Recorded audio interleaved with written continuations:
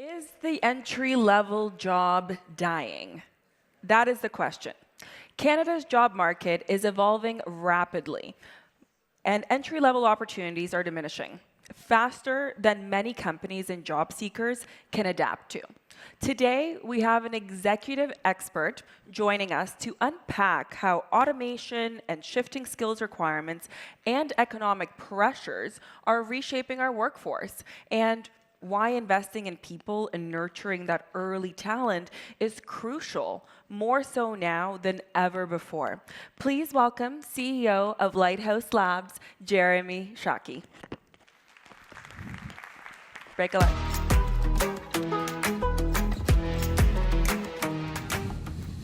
Hello, everybody. We can see, we're already back one.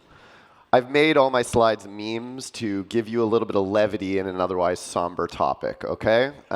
When I was 22, I got my first entry-level job. I was made to be a team lead of brand ambassadors.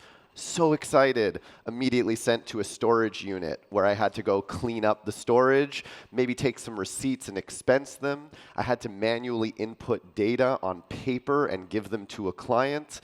I had to schedule staff who didn't want to show up on time. That was my entry-level job. But in that job, I was so happy to do it. And when doing it, I was able to learn a lot about the marketing agency I worked for, the marketing industry as a whole, and business all around me. And my career took off from that moment. The truth is, getting a job was relatively easy back in the day. You have a pulse, you have a poorly formatted resume, you have to adult sometimes, and you'd be able to get that entry-level role. And in doing so, you were able to start pursuing career development because we all learned on the job. That's where we learn. Unfortunately, things aren't exactly the same right now. And I just don't want to be this guy. I just don't want to be this dog. My business is a boot camp. It doesn't pay for me to stand up here and talk to you about negative things about entry-level roles. But the truth is they are changing dramatically, and while the death of entry-level role might be a catchy title, the transformation of entry-level roles is real. The problem is, what do they transform to, and where do they go?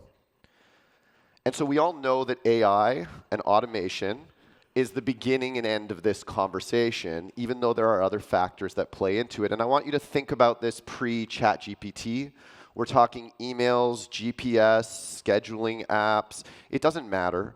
We've been automating out simple tasks from the start. And it makes sense as a business. It makes sense to us. Each person in this room who's an intermediate or senior level talent didn't want to do that work anymore. And having to have a person to deal with it was kind of a drag. Having software do things and change things for us is to our convenience. We love it. But it comes at a cost. And when AI has walked in the door and it can do the job of 10 entry-level people, I want you to ask yourself what a human's value is at an entry-level role, because you definitely don't know more. You're not experienced. How are you supposed to prove that value? The expectations is that you can handle more complex, nuanced things with a set of skills that are much harder to use. We're talking emotional intelligence, critical thinking, problem solving. You don't get to know how to provide value with those skills until you've worked in a company. And that's the challenge that we have in front of us. And it's led to this. Entry-level role, all the skills.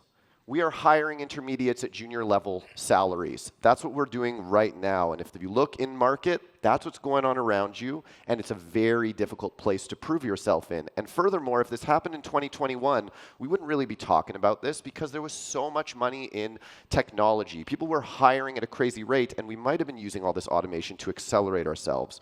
But the truth is, the economic pressures that companies are under right now are significant. I heard someone talk about it from one of the banks as a black swan event. That means unheard of, unknown. We don't really know where this goes. And so companies are relying on leaner, business experienced teams to run their businesses. And they are under the pressure to do so. They are laying people off.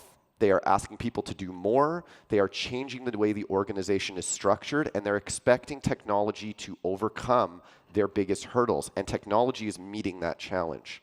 Now, I'm understanding of that situation, as should you be, because if you were in their position, you'd probably be doing the same thing. But with the economic impact consolidating or eliminating these entry-level roles, we have a talent problem. And that talent problem is something that I need everybody in this room to think of. This talk is not meant to tell you how to go find a job in this market. I'll talk about it, maybe. But what I do want to talk to is the companies and how we are going to deal with this as employers and companies, because the long-term impact of this is real. I've never found better analogies than sports, and I apologize for that because there should be. But your best sports dynasty is not built by constantly going out and signing your star players for huge amounts of money. There's just not enough star players, and there's just not enough money for that to go around. What you have to do is you have to recruit talent and rookies, you have to foster a great culture, you have to train people, develop people, and then you mix them in with the stars you bring in. That's the culture you need for a dynasty, for a great company. Unfortunately, when you consolidate on entry-level jobs, you are going to feel that pain in the long term. And that's really the problem we are facing now. There's tons of people who will tell you the problem right now is I can't get a job. But the real problem in front of us is that 5 years from now, we are going to have a major talent gap.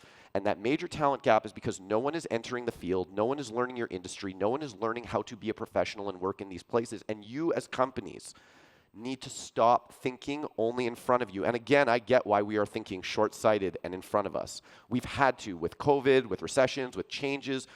These are the pressures in front of us. But if you want to succeed over the long term, we need to start thinking talent, because it's not just you that's not hiring entry levels. It's all your competitors. It's all the people in the fields around you. There is nobody coming up for you to bring in as an intermediate and senior in a few years from now.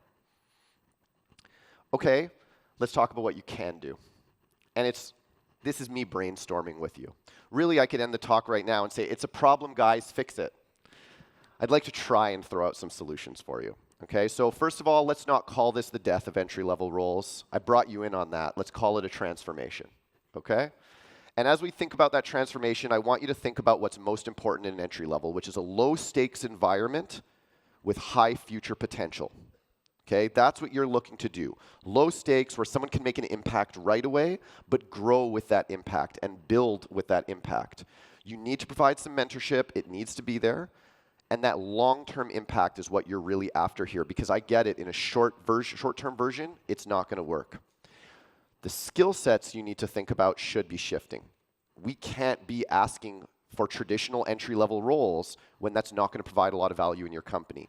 Instead, what we need to start thinking about is when you are hiring someone, it is actually, for all you poor HR reps getting 3,000 applications for one role and not knowing how to look at this talent. At an entry level, you need people who are playing with data, AI tooling, writing and editing skills, who are coming with significant grit and resilience and an ability to learn fast.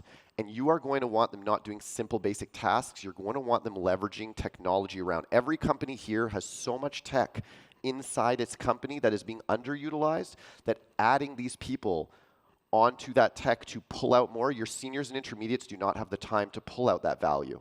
I liken it to being in the social media or digital marketing space about 15 to 20 years ago. Those people were your entry levels or your side of desks. 20 years ago, they took over your marketing department within that time. That's where you want your entry levels being. You want them working on that tech space, on those tech tools, and slowly building up while learning a ton about your company. But they're going to need to be fast learners, and they're going to need to accept that they're in a rapid shifting environment.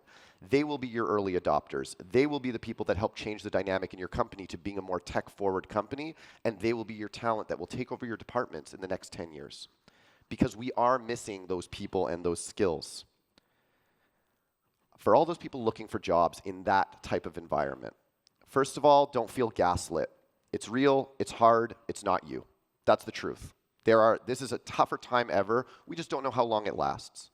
But if you understand the environment, and this is a career, and whatever career you are pursuing is the career you want to pursue, you've got to be flexible. You've got to be ready to try untraditional methods of work experience, which does include freelancing, project-based work, remote work, whatever you're looking at, internships. Go into groups, make teams, build things. And I'm sorry to say it like that because it sucks, but that is the truth of what you're going to need to be doing to get noticed, and you will need to network. The network is going to be pretty critical here.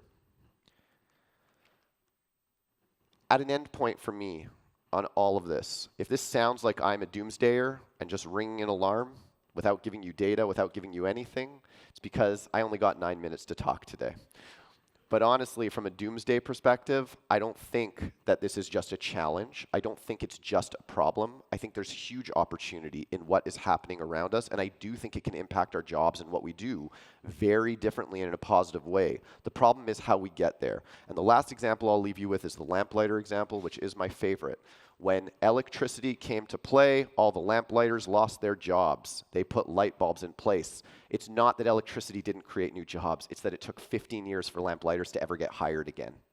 That's your problem in front of you. And if you are an employer and you are a company and you let that lamplighter situation happen again, that's on us as an industry. It's on us as an economy. It's on us as employers not paying attention to anything other than what's right in front of our nose, which is that short-term profit and need. I hope all of you, yeah, well, there you go. Thank you very much for my talk. I hope you have a great day.